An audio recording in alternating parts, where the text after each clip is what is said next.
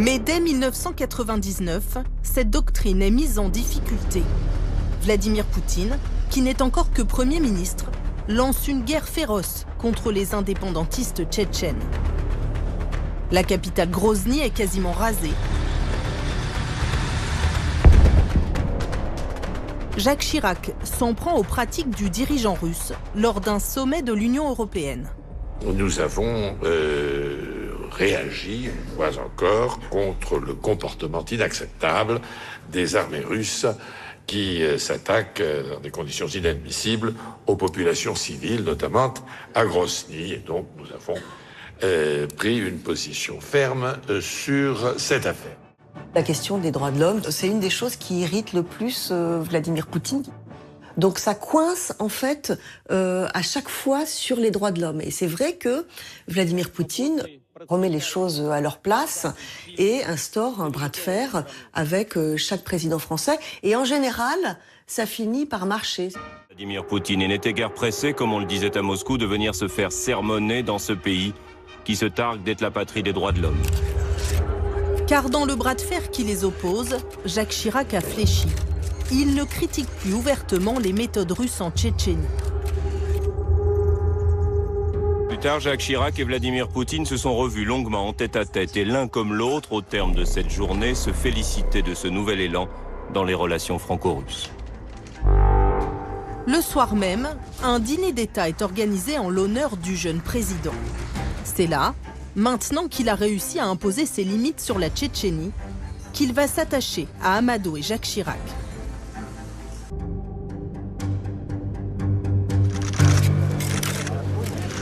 Avant de quitter l'Élysée, le président français lui décerne la Légion d'honneur.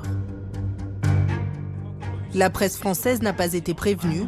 Seule une équipe de la télévision russe filme la scène. On peut être ami avec la Russie, considérer que M. Poutine fait des choses très bien et lui poser des questions sur l'évolution de la démocratie en Russie ou sur ce qui se passe en Tchétchénie quand même. Il y a 900 000 Tchétchènes, il y en a 250 000 qui ont été tués et 250 000 qui ont dû quitter leur pays. La France, la patrie des droits de l'homme, ne peut pas rester silencieuse. Sarkozy, pendant la campagne, ne cesse de dire qu'il ne cédera jamais à Vladimir Poutine. C'est intéressant à regarder rétrospectivement, évidemment, parce qu'il s'engage même à ne jamais aller serrer la main de Vladimir Poutine. Donc on verra qu'il changera d'avis assez rapidement une fois au pouvoir. Il joue le jeu de la proximité devant les caméras. Et le président français serre finalement sans hésitation la main de son homologue russe.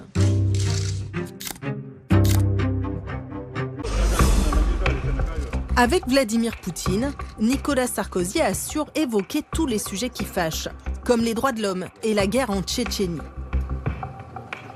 Mais entre eux, un sujet va dominer tous les autres, les affaires.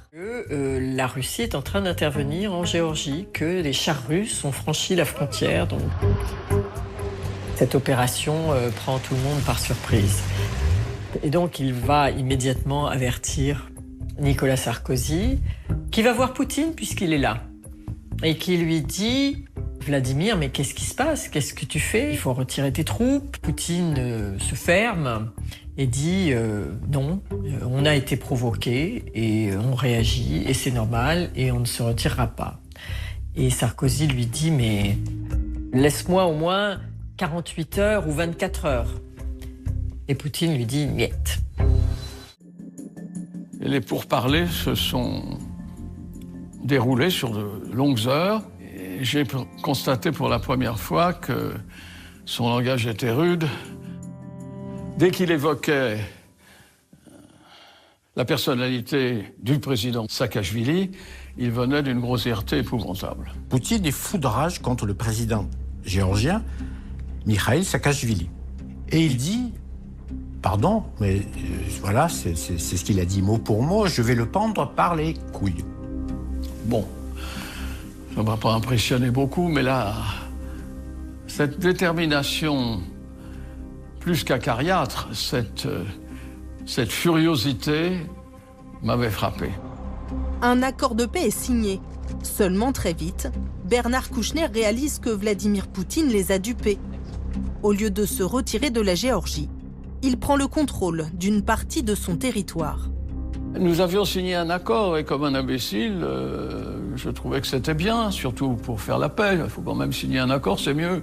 Mais non, c'était pas respecté du tout, mais pas du tout, du tout, du tout. Il avait rapté, il avait volé ce pays. C'est un menteur absolu. C'est un menteur complet. Pour l'ex-ministre, il y a eu un aveuglement global sur Vladimir Poutine. La France, trop pro-russe, n'a pas voulu voir son vrai visage.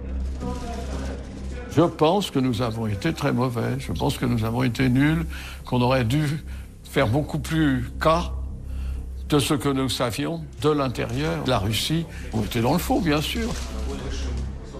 Nous avons été les amis de la Russie et nous nous sommes trompés. Membres du CIO, mesdames et messieurs, soutenez s'il vous plaît le rêve olympique des millions de Russes qui attendent votre décision avec l'espoir. Je vous remercie. Son rêve s'est réalisé. La perle de la mer Noire et ses montagnes accueillent les JO en 2014.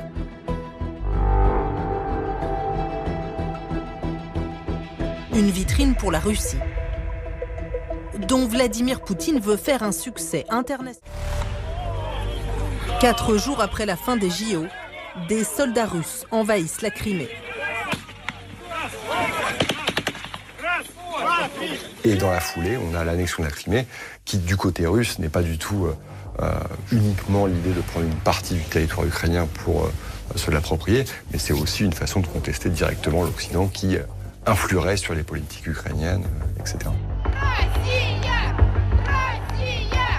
Et donc on est sur une double guerre, en fait, à ce moment-là, symbolique, sportive, d'une part, mais aussi militaire, d'autre part, avec l'annexion de la Crimée.